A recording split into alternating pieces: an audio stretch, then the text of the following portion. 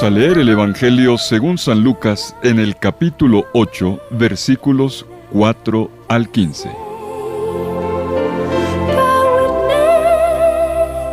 En aquel tiempo, habiéndose reunido una gran muchedumbre y gente que salía de toda la ciudad, dijo Jesús en parábola: Salió el sembrador a sembrar su semilla. Al sembrarla, algo cayó al borde del camino. Lo pisaron, y los pájaros del cielo se lo comieron. Otra parte cayó entre abrojos, y los abrojos, creciendo al mismo tiempo, lo ahogaron. Y otra parte cayó en tierra buena, y después de brotar dio fruto al 100 por 1. Dicho esto, exclamó: El que tenga oídos para oír, que oiga. Entonces le preguntaron los discípulos qué significaba esa parábola. Él dijo: A ustedes se les ha otorgado conocer los misterios del reino de Dios, pero a los demás en parábolas, para que viendo no vean y oyendo no entiendan. El sentido de la parábola es este: la semilla es la palabra de Dios. Los del borde del camino son los que escuchan, pero luego viene el diablo y se lleva la palabra de sus corazones, para que no crean y se salven. Los de terreno pedregoso son los que, al oír, reciben la palabra con alegría, pero no tienen raíz. Son los que por algún tiempo creen, pero en el momento de la prueba fallan. Lo que cayó entre abrojos son los que han oído, pero dejándose llevar por los afanes, riquezas y placeres de la vida, se quedan sofocados y no llegan a dar fruto maduro. Lo de tierra buena son los que escuchan la palabra con un corazón noble y generoso, la guardan y dan fruto con perseverancia. Palabra del Señor. Gloria a ti, Señor Jesús.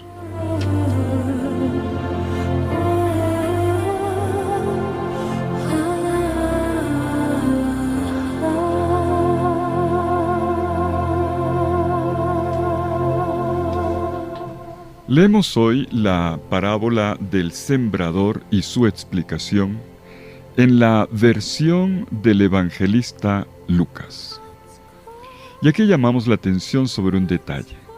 ¿Cuál es la particularidad de la versión del evangelista Lucas? Pues está aquí.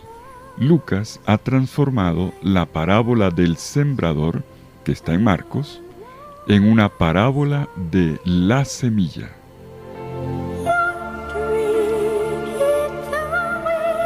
Nuestro relato, que es una ficción, contrapone a los 3 fracasos del crecimiento de la semilla su extraordinario éxito.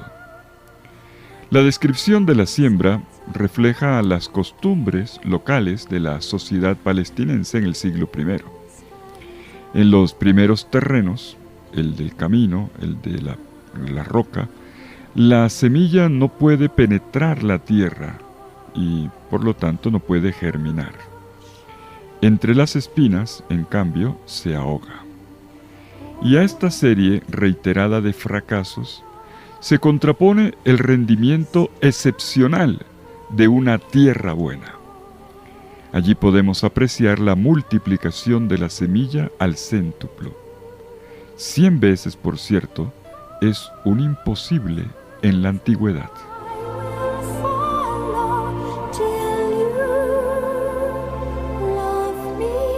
Y el llamado final que Jesús hace a su auditorio nos da una pista a los que hoy leemos esta parábola.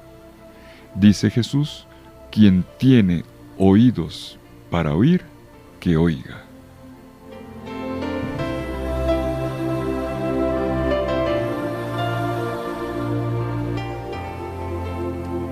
Como quien dice, si tienen orejas, úsenlas.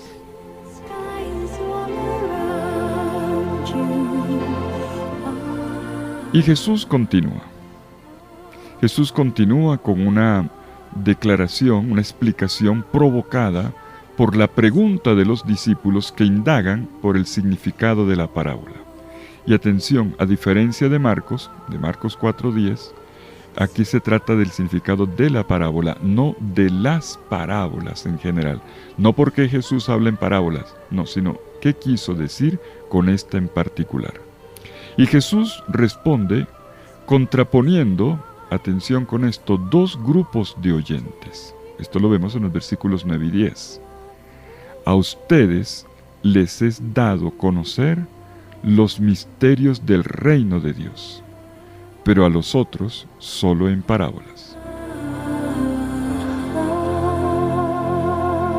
Detengámonos en este versículo.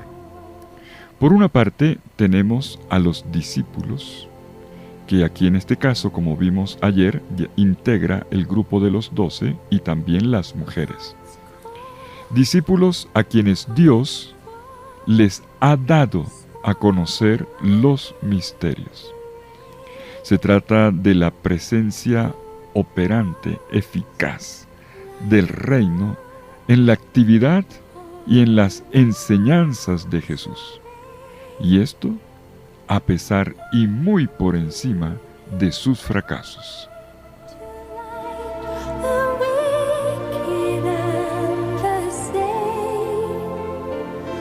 Esto es lo que un discípulo capta, esto es lo que se llama el misterio. Poder percibir la presencia operante del reino en la acción y en la enseñanza de Jesús. No obstante, todos los obstáculos que se le ponen en el camino o los fracasos que incluso llevarán a una cruz. Bueno, por una parte tenemos a los discípulos, a los que se les ha dado a conocer los misterios del reino. Por otra parte, tenemos gente que es impermeable a la promesa de Dios que se despliega en esta misma palabra y acción de Jesús. Así como hay gente receptiva, hay gente impermeable. Esto no lo deja entrar por ninguna parte.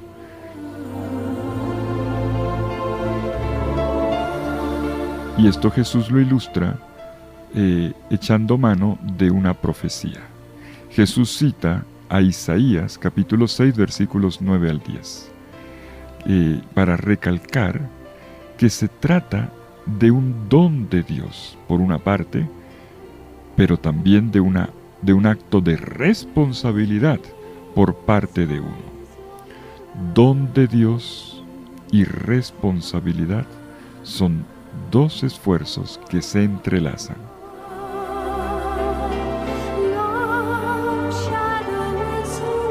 Y esto es bonito en la experiencia de la palabra. Es gracia y responsabilidad. Es llamado y es respuesta. Es don inmerecido, pero también esfuerzo de mi parte.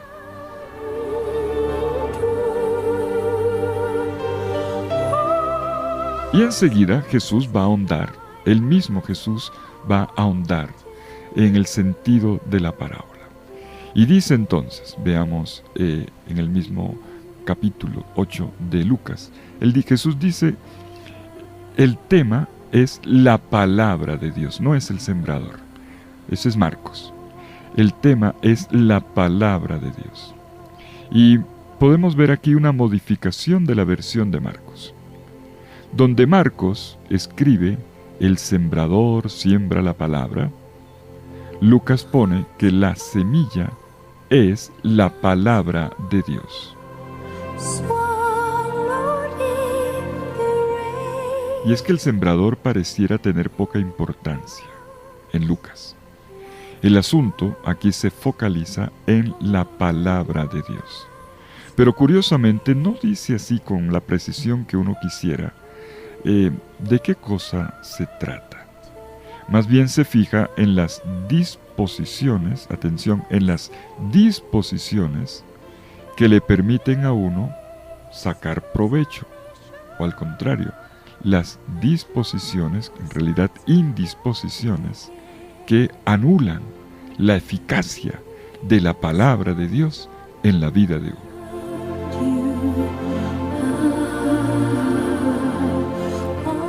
Por lo tanto, podemos decir que nuestro Evangelio de Lucas lo que quiere subrayar es cómo se recibe la palabra de Dios, cómo se alberga en la vida, en el corazón de uno. Y entonces nos dice que se necesita primero la fe y luego la perseverancia.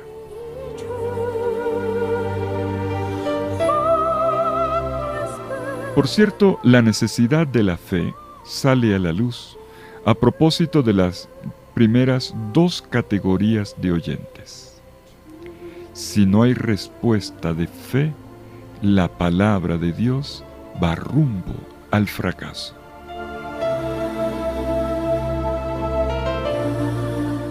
De nada sirve la enseñanza, de nada sirve la escucha del Evangelio, de nada sirve tanta lluvia de gracia que recibimos si uno no sabe recibirlo, si no sabe absorberlo, si no tiene la disposición, la docilidad del corazón para integrarlo internamente.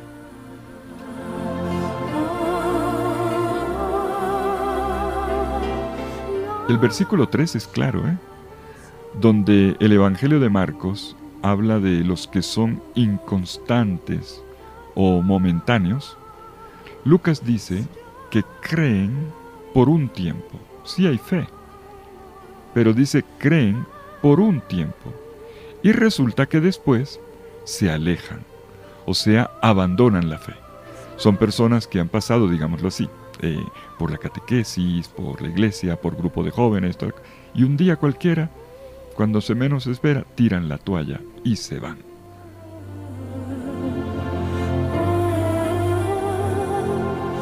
Este es un tema muy reiterado en la obra de Lucas, tanto en el Evangelio como en los Hechos de los Apóstoles. La gente que hace un caminar en la fe, pero después tira la toalla.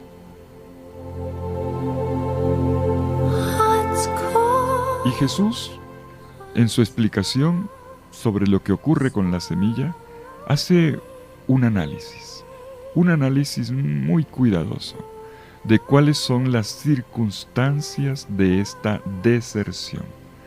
Es decir, todo empieza con el discernimiento del corazón, para poder percibir cuáles son las actitudes que pueden estar bloqueando y cuáles son las actitudes que pueden favorecer mejor la eficacia de la palabra, que puede llevar a la madurez o, cuando no se recibe, a la frustración de la semilla y de uno. Y a propósito de estas circunstancias que pueden llevar a la deserción, Jesús señala de manera especial que esto ocurre en el tiempo de la prueba. Uy, esto es interesante. Atención con los tiempos de crisis, porque son tiempos de tentaciones. Cuidado con el tiempo de la prueba. Y aquí no se trata de la tribulación, la prueba no es la tribulación o la persecución a la que se refiere Marcos, probablemente la persecución romana. No, Lucas lo pone más bajito, más cotidiano. Se trata de las pruebas ordinarias de la vida. Aprende a leer tu vida, tus actitudes, tus 24 horas. Por ahí va la cosa.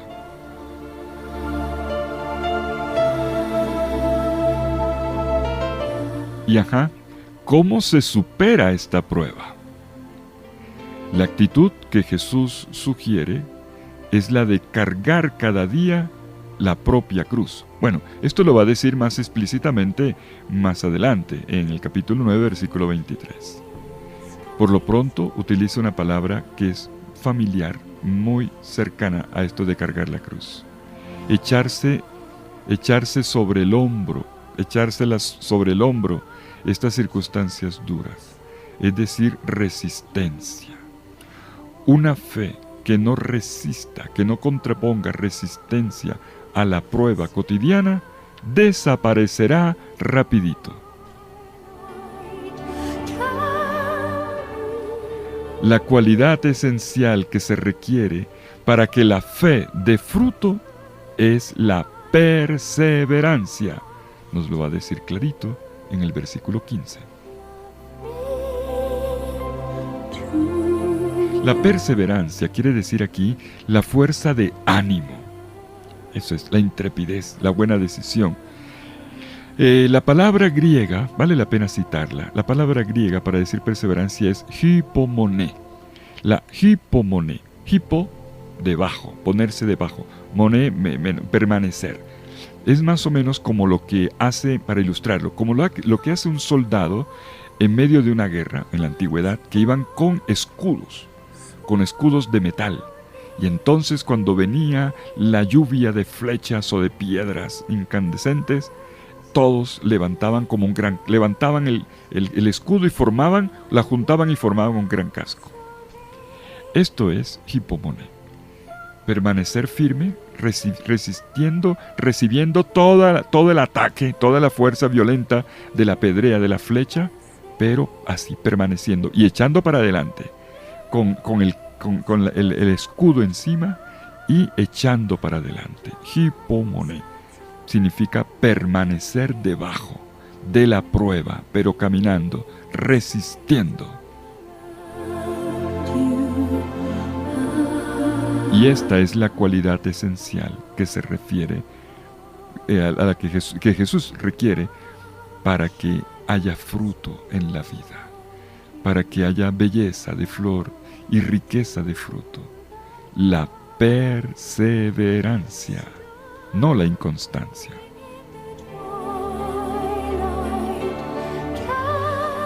Y a propósito de la tercera categoría de oyentes, la redacción del Evangelio de Lucas es bien interesante, ¿saben?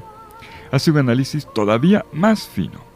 Yo diría un diagnóstico, un verdadero diagnóstico del alma. Miren el versículo 14, donde dice que los obstáculos son tres: las preocupaciones, la riqueza y los placeres de la vida. Lástima que no tenga tiempo ahora para explicarlos uno por uno, porque cada uno, wow, es un retiro espiritual, les cuento.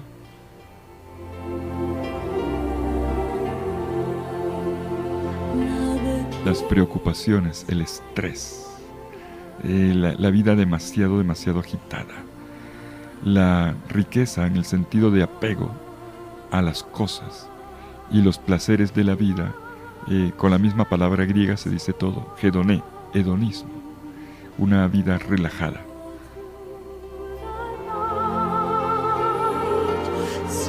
Pero les anticipo, son temas que el mismo Jesús va a ilustrar en este Evangelio con mayor amplitud en las parábolas del rico tonto, aquel que pensaba que con guardar en el granero tenía asegurada la vida. Lucas 12, 16, 21. O también la del rico Epulón, aquel que no pensaba en el futuro. Bueno, y todo termina con un cuarto grupo que da fruto y fruto abundante. ¿Cómo se logra? ¿Cómo se llega a este punto? Se llega a este punto porque se recibe la palabra, dice Jesús, con corazón íntegro y bueno, o sea, no dividido, una vida unificada.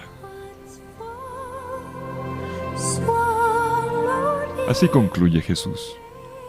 Lucas 8:15. Lo de tierra buena son los que escuchan la palabra con un corazón noble y generoso, la guardan y dan fruto con perseverancia. Vuelve la palabra clave, perseverancia.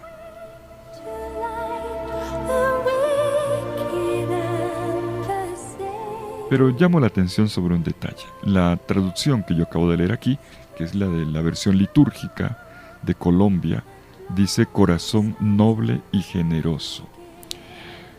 El texto griego dice cardia kale kayagate.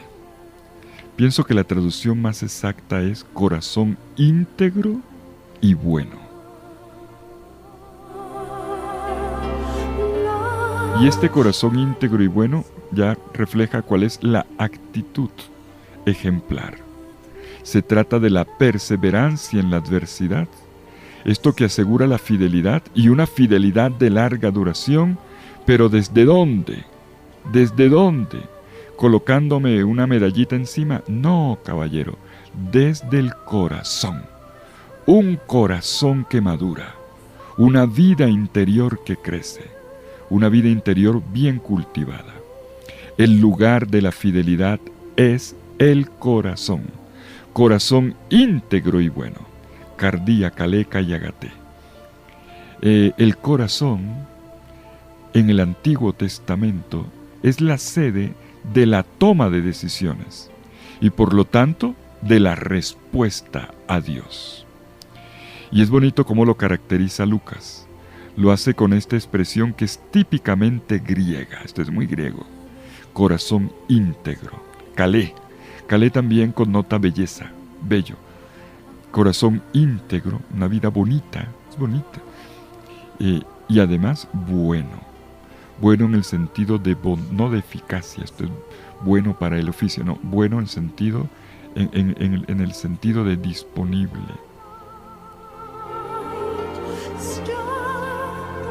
Creo que por eso el traductor colocó generoso. Va por ahí, dócil, disponible, abierto, kalos y agatos. Entonces, dos adjetivos que expresan, primero, la idea, permítame, político-social, y luego la ético-espiritual de la justicia y de la educación. Esta es una frase única en todo el Nuevo Testamento. Corazón íntegro y bueno. Pero por ahí va la cosa, porque la perseverancia se radica, se enraiza precisamente en estos dos adjetivos, estas dos cualidades. Bueno, hemos releído el texto. Lucas capítulo 8, versículos 4 al 15. Los invito a releerlo con calma hoy, porque hay mucha lección y muchas invitaciones que el Señor nos hace en esta página. Y qué bueno leerlo así con atención, con serenidad y con provecho en este mes de la Biblia, mes de la palabra de Dios, de este gran regalo que Dios hace para nuestras vidas.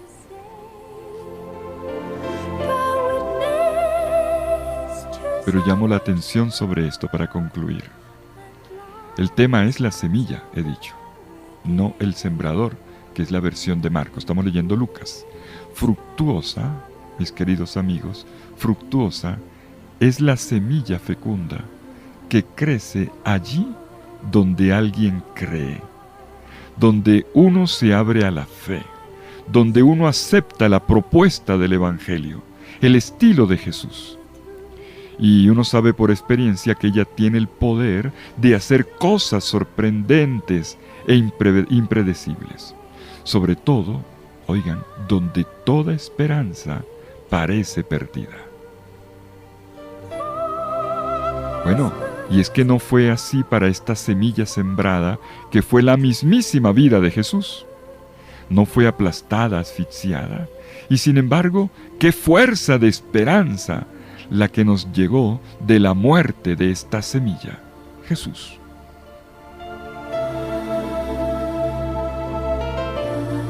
El riesgo que uno corre cuando uno lee esta parábola del sembrador es quedarse con la típica pregunta, y perdónenme, es muy típica, perdónenme señores catequistas, atención con la manera como explicamos, que nos quedamos, ¿y yo a qué terreno pertenezco? Yo soy camino, yo soy piedra, yo soy abrojo o yo soy tierra buena. Bueno, y eso lo hemos hecho muchas veces, como si conocer la identidad de la tierra fuera suficiente para exorcizar cualquier dificultad. No, Jesús más bien lo que nos pide es que redireccionemos nuestra atención. La pregunta es, ¿crees que la semilla que Dios siembra con ambas manos en tu vida todavía puede dar fruto.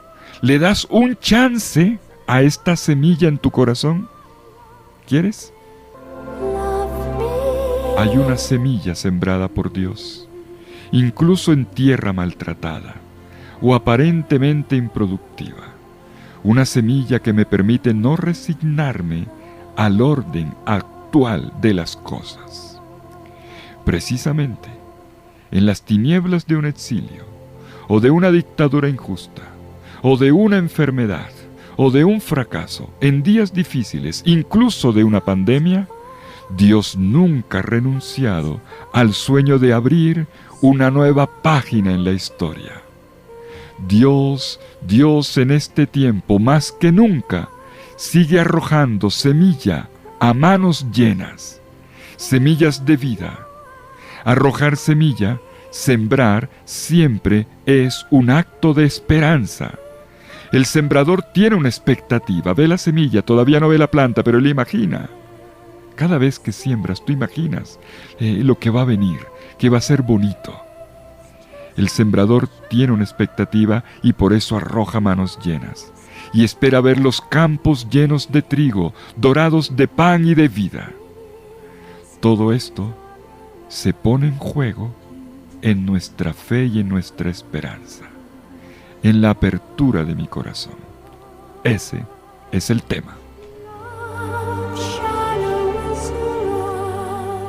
Que el Señor te bendiga con su infinito amor, en el nombre del Padre, y del Hijo, y del Espíritu Santo.